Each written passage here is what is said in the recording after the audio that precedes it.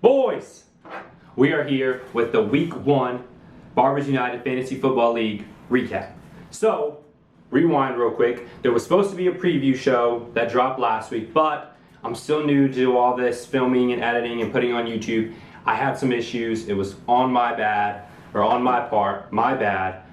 But from here on out, we should be good to go. So Week 1 happened, and we are going to fly through these, and we're going to talk about who went against who won, who lost, and give you the updated standings. So, Marcos, anything to highlight before we get into this? I won. That's all that matters. Fair enough. So, into last week's matchups. First off, we'll go ahead. We'll start with mine. I went against Hunter Ford. You're seeing the scoreboard right here. Your boy took home the win. I got a little lucky because Dak Prescott got hurt. Going into the final night, I was up by 25 points, and I said, as long as Dak Prescott doesn't score 25 points, I will win. So I was a little nervous, and I watched one quarter and realized no need to be nervous. He got hurt, but he had a bad performance before he ever got hurt. So pretty wide win for me, pretty big gap there, but it was closer because it did come down to the final player. So that's that one. Marcos, talk about your matchup. I had a matchup with Braden, who unfortunately could not be with us this week. As predicted, I called it. I think most of our Week 1 prediction video called it. Braden does have a good team, but my wide receivers that are Justin Jefferson and Stephon Diggs, I think are a pretty deadly combo. We talked about this in the preview show that was not aired, but one of the things I loved about Marcos' team was that he spent on 2 of the top 5 players in his position. He spent on Justin Jefferson and Stephon Diggs, as you're seeing here, and that definitely paid off. Those guys fueled him to victory. Allaire had a good week. Allaire did have a good week. I'm hoping he sticks with that. Maybe we'll finally see the season that everyone's kind of been waiting on. I think I've had him every year he's been in the league, and it's not been there yet. So my fingers are crossed. My hopes are not high, but we'll see. Fair enough. On to the next matchup here. We have Jacob Weir versus Josh Turley. This was the actual closest matchup in the week, which is shocking because it was won by 17 points, which is not very close. So there were none that really came down to the last wire, to the final play. But this was the closest one you got. Josh Turley, he spent a lot, if you remember in the auction video, on Mahomes and Kelsey. That was his stack that he got together, and it by far paid off. Those guys accumulated almost 60 points alone and got him to a quick victory. And so Jacob's strategy of drafting 4 players and then picking up off the waiver wire for the rest, not off to a great start, but there's still time. Right, Marcos? Both completely different strategies than what I was going for. But yes, it worked out for one of them, not so much for the other. We'll see moving forward. Fair enough. On to the next. This was the biggest blowout. We've got Blake Morgan beating Schutz almost by 60 points. So Blake's whole squad just went off. Saquon Barkley is healthy and looking just as good as he did his rookie year for the first time. So that's amazing. Michael Pittman, a bunch of other ones. Absolute slaughterhouse.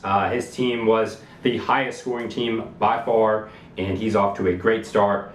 And so, yeah, not much to cover there. Marcos, anything? Not much. All right, on to the next one. Sam and Josh Locke. Josh Locke wins this. Sam's team really just did not perform. Sam's got great players. He really does. And I expect his team to bounce back and have a good rest of the year, but this was just not his week. Fair enough. Not much you can do. Nope. Next, Philip and Lucas. Lucas, let's see here. I'm going to pull this up. Lucas had a pretty good week on the back of Cooper Kupp, who made up for Devontae Smith not scoring anything. So, what do you think about this matchup, Marcos? Cooper Kupp can be expected to make up for your lack of other players. So, I expect him. He had a really good game. I watched it. I have him in another league of mine. So, it's about as consistent as they come. Matthew Stafford, on the other hand, not so much. We'll see. So, to highlight some of the key things here, highest score of the week goes to Blake at 166, and Marcos actually was in second place, right at 149. So 15 points behind. Shout out to you, Blake. Good job. Biggest blowout, like we said, was Blake versus Schutz, beating him by almost 60 points. And the closest game was Josh versus Jacob, 17-point margin. Still a pretty decent margin, but the closest we got. So, at the in the preview show last week, and I have the footage still, so I could bring this up. And Marcos is here to vouch. I have the record so far from our predictions for last week, and I actually went for 100%. 6 for 6. I predicted every winner correctly. Next, we have Marcos, who actually did the worst. Not so good. And he only picked 2 of the winners correctly, went 2 and 4. Braden and Sam both went 4 and 2. So they're off to a solid start. Marcos off to a lowly start, and I'm off to a perfect start. So, any notes overall on week 1 of the league? Anything you thought? I was surprised there were no close games, but it's week 1, and so you never know what's going to happen. You got to see what some of these guys do. Cam Akers not scoring any points, or what was it? Any, or was it? I don't know. Pretty much nothing. It was very low. Devontae Smith not scoring, like Aaron Rodgers scoring 3 points. These things you just can't predict, guys. So as the league gets on, or as the weeks go on, it should get a little bit closer, but we'll have to see. So some superlatives that we're going to give out here. Do you have biggest upset? Who are you the most shocked one? I will say, out of all the predictions that I did, which most of them weren't good, as we can see, I was probably most shocked about Josh Turley beating out Jacob Weir. I'm not necessarily high on either of the teams, but the fact that he was able to pull off a win against a team that I had thought was going to best him definitely is a good fact for him. Other than that, not really shocked at anyone. I feel like a lot of the games, like you said, weren't very close. I'm excited for some close matchups this coming week. So we'll see. All right. I did not have an upset because I was not shocked because I picked them all. Sneaky smart start, I'm actually going to give to myself because, for one, we pretty much started chalk, pretty much everyone. A couple people I did notice, I thought Kareem Hunt was a great start. He's one that could have been on the fence where you could have started, could have not started. He got 22 points. Great start. Gabe Davis, another one of those guys on the fence. But for the most part, everyone started chalk for the most part.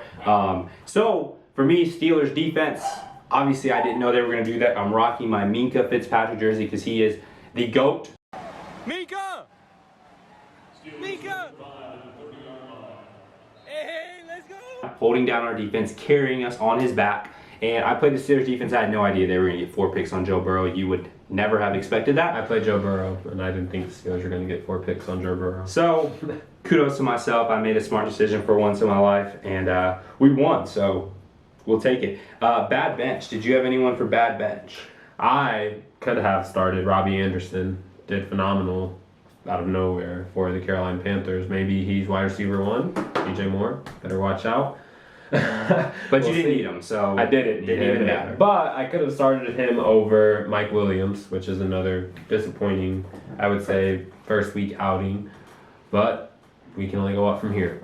So, biggest loser, obviously it's only week 1, so everyone that lost is still 100% in contention. So there's really not a biggest loser. I'm picking Braden only because he is at the bottom, which has him in first place to get a haircut from the winner. So don't want that. So obviously biggest loser for this week. And the biggest winner, obviously, once again, doesn't really matter as much because it's week 1, but shout out to Blake, highest scorer, biggest blowout. He wins the biggest winner for this week. So we're going to have the standings right here. I'll read them off to you as you guys see them on the screen. But currently we have in first place Blake Morgan. In second place we have Marcos.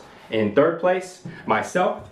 Fourth place is Lucas. Fifth place is Josh. Sixth place is Josh Locke. So fifth place is Josh Turley. Sixth place is Josh Locke. And then, so that's it for everyone that won. And then the losers 7 through 12 are as follows.